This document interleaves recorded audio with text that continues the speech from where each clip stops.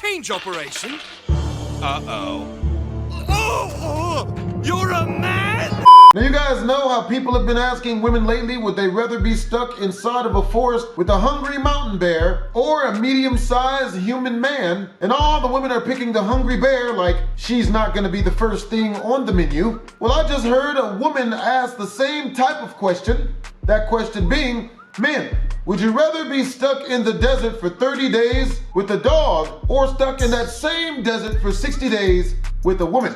And I kind of see where the women are coming from. I'm picking the dog. Every man who has ever dated knows why.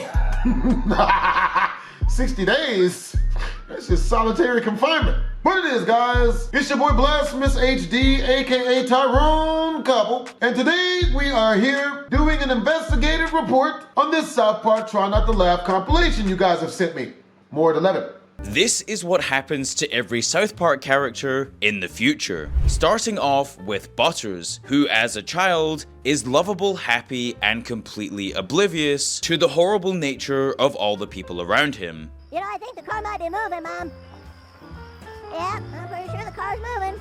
Looks like I'm heading for the water. However, this innocence is then completely stripped away from him, as after Randy has his way with the pangolin and creates the lockdown, Butters' parents ground him for 40 years. And with nothing but a mobile phone to keep him company, Butters turns into a complete monster.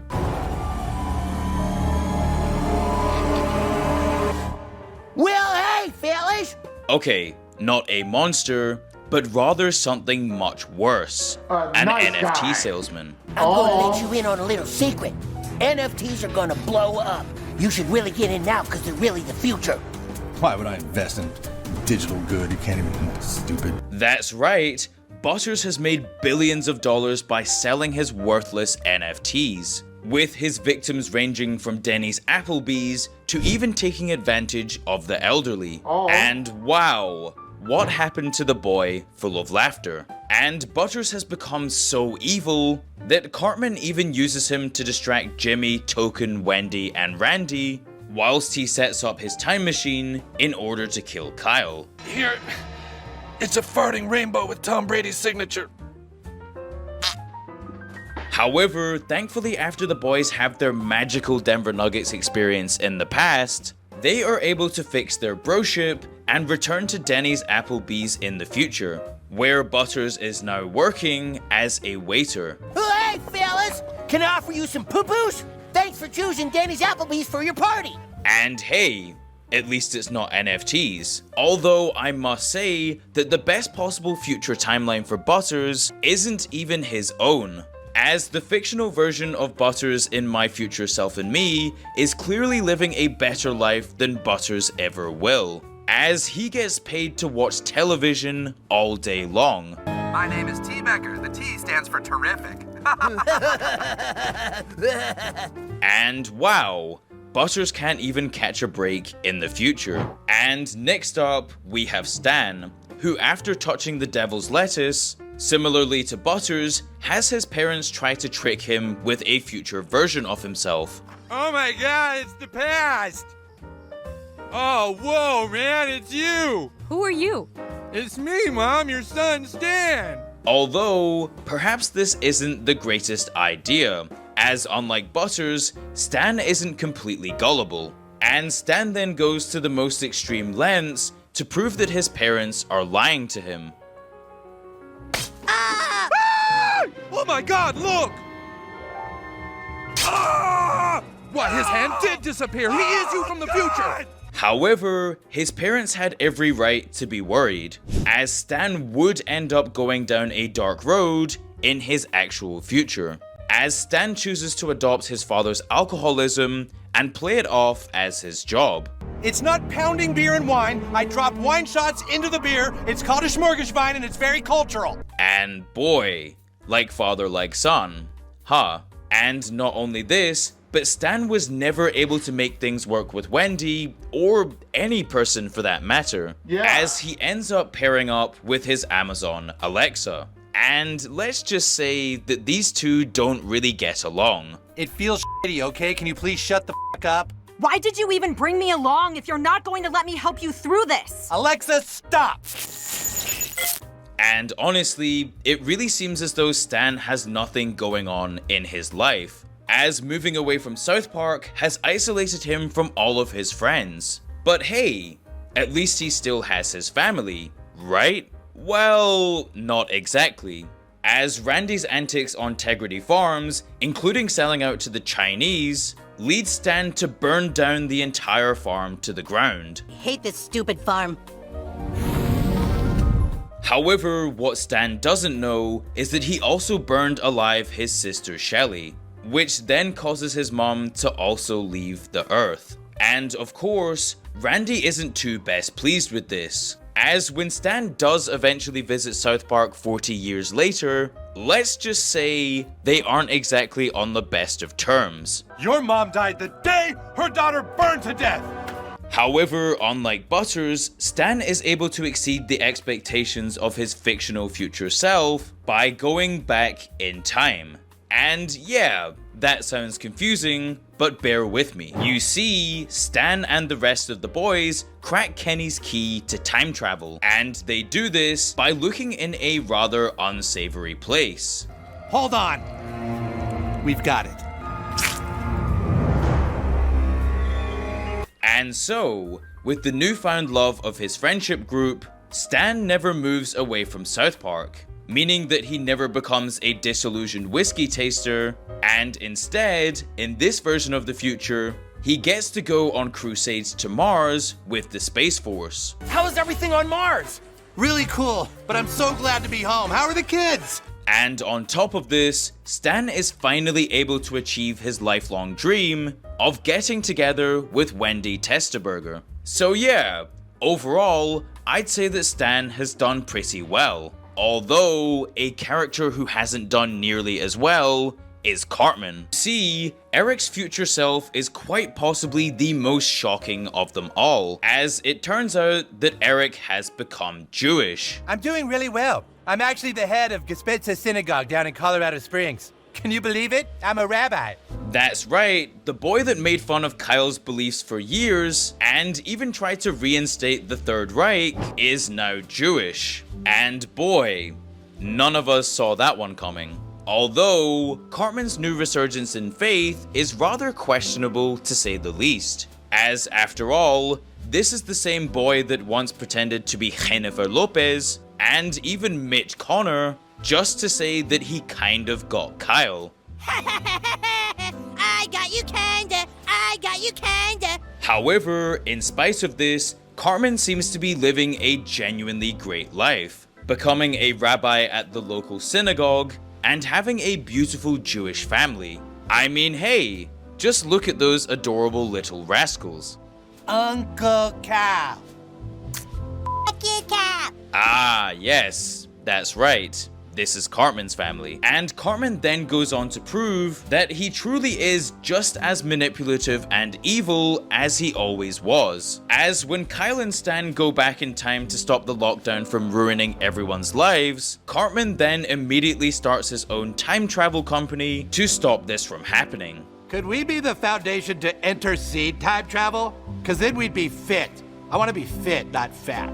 Kevin, god damn it. And honestly, I can see why, as Cartman has already seen his future crumble right in front of his eyes in the episode My Future Self and Me, where after seeing Butters and Stan's future selves turn out to be fake, Cartman refuses to listen to the real version of his future self, and in the process, ends up completely destroying his life. Just for that, I'm gonna spend my whole childhood eating what I want and doing drugs when I want.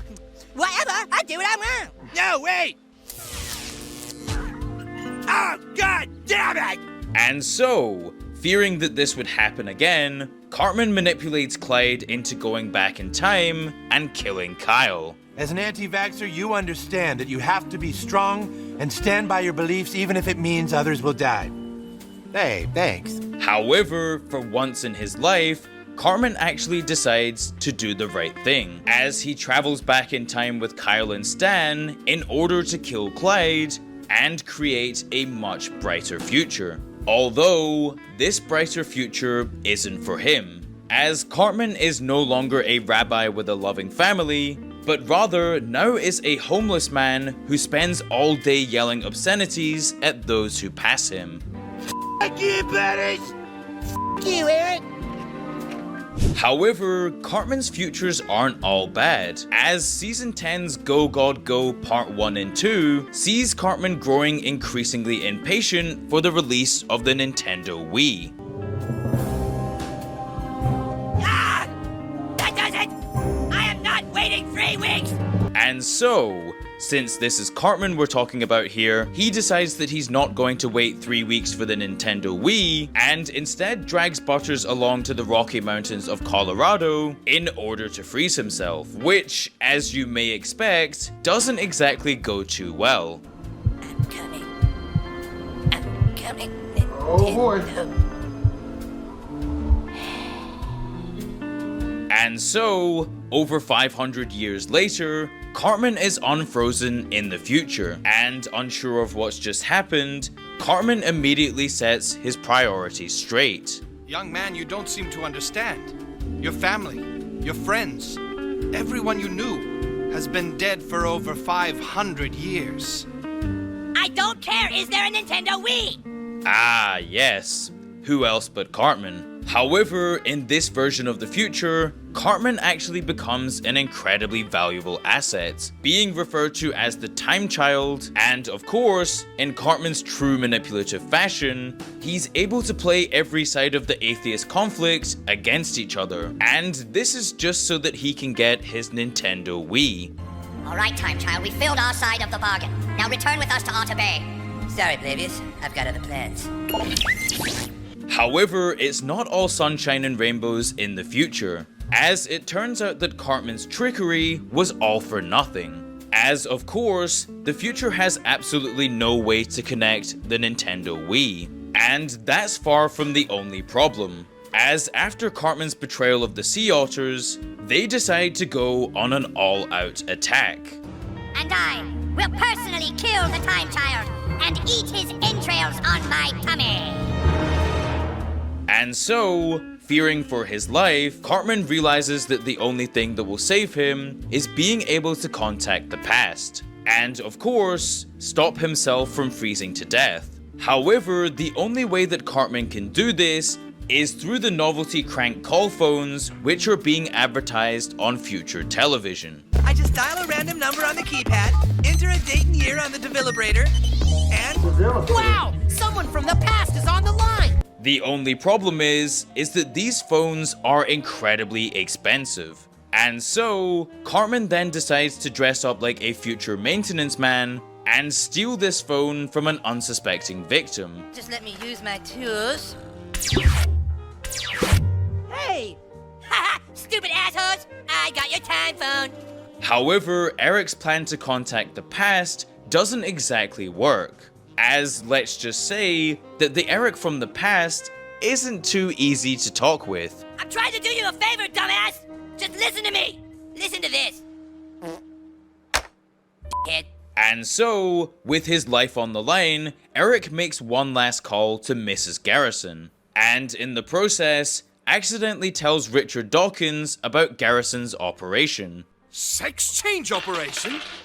Uh-oh. Oh! You're a man? Not anymore, I've been fixed! However, this actually ends up working out perfectly, as thanks to this revelation, atheism was never adopted around the world, and all of the alliances as well as the space otters allow Eric to return home safely, although they sent him back a little bit too far. But honey, it's only September. That Nintendo Wii doesn't come out for 2 months. What? No! No! You sent me back too far! Hey! Do it over! And so, depending on which version of the future you believe, Eric either becomes a fat mechanic, a homeless man, or a super awesome space traveler who brings peace to all of mankind. And the next character on our list is the boy who's died 1,000 deaths. Kenny. Oh. Oh my god! They killed Kenny! You bastard! And yes, I am of course talking about Kenny, who is honestly one of the most diverse characters in all of South Park, having been a superhero, a soldier of God, and of course, a Japanese princess.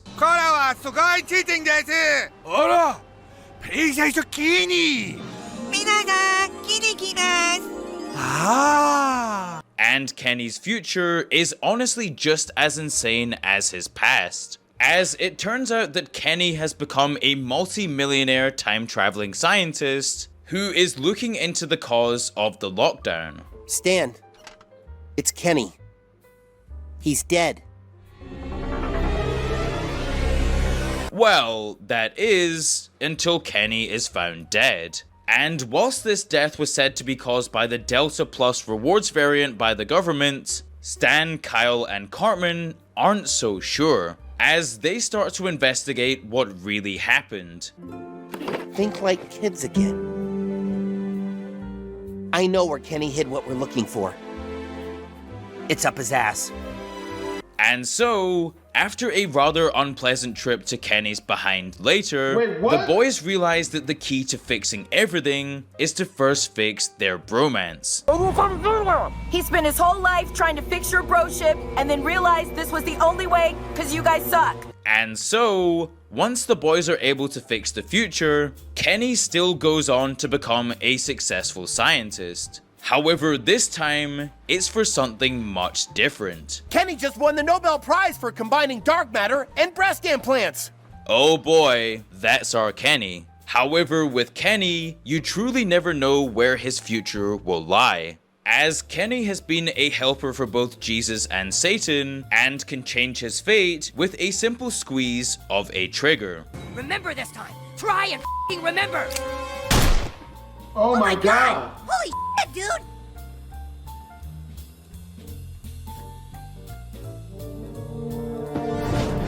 And so, before we get onto our final character, here are some honorable mentions. Jimmy Vollmer becomes incredibly successful through his comedy, being the #1 PC comic in all of the land. Jeez, what's the deal with these Mexicans, huh?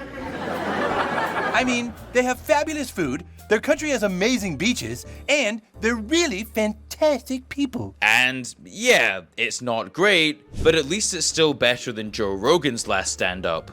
And Tolkien, on the other hand, has taken on a far more serious role, becoming an 80s style cop show detective who uses his newfound powers of, detecting in order to help the boys get back in time.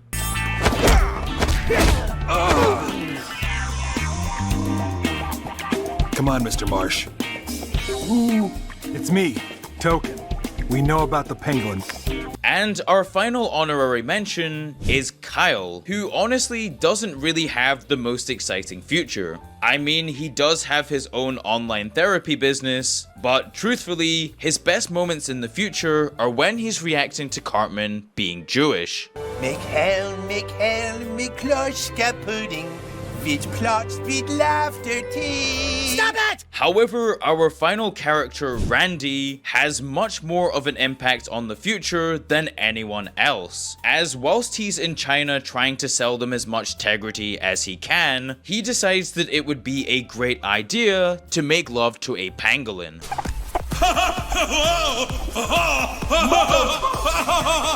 Wow, good going, Randy. And Randy's involvement in the lockdown is so severe that no matter how many times Kenny goes back in time and tries to prevent it from happening, Randy causes the lockdown in every known reality. I f that pangolin every single time. And it's all of this selfishness that causes Randy to end up losing everything he ever loved, which includes his daughter, his wife, and most importantly, his Tegrity. That's right, all of the crimes that Randy has committed throughout his life have ultimately left him a bitter and resentful old man, left to stew in the mess that he's created. You tell that piece of shit that if he wants to talk to me, he can write an email. Tell that little p***y if I had any grandkids, maybe I wouldn't be so bitter at having such a little bitch for a son. Hi, Dad. Oh, hey, Stan. Well, that is until Randy is visited by the ghosts of his wife Sharon and his daughter Shelley, who, of course, since this is Randy's vision we're talking about here, are fully supportive of Randy and put all of the blame of their deaths on Stan. It wasn't your fault, Randy. It was all Stan's fault. Yes, it was all Stan's fault.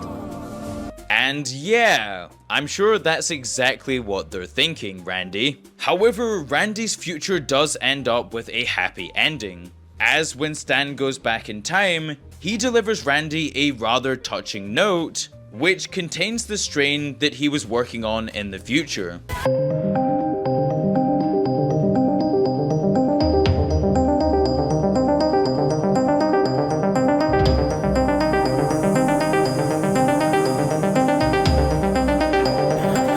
Helping heal negative emotions, that Randy decides to give it out for free in the streets of South Park, which ultimately makes everyone a whole lot nicer to each other. And this also leads to Butters' parents ungrounding him and Space Jam 2 to never be made. I'm sorry, I thought about it, and I can't do Space Jam 2. I just can't support Chinese censorship. And of course, since Randy is essentially the voice of Matt Stone and Trey Parker, they take the time to pat themselves on the back at the end of this episode. Remember, folks, weed can't solve all your problems, but Tegrity can. Tegrity weed. Next thing you guys will be telling me is that that's the name of their weed company. Ha ha. Investigative journalism. Hope you guys enjoyed the video. If you did, make sure to comment, like, and or subscribe. Twisms.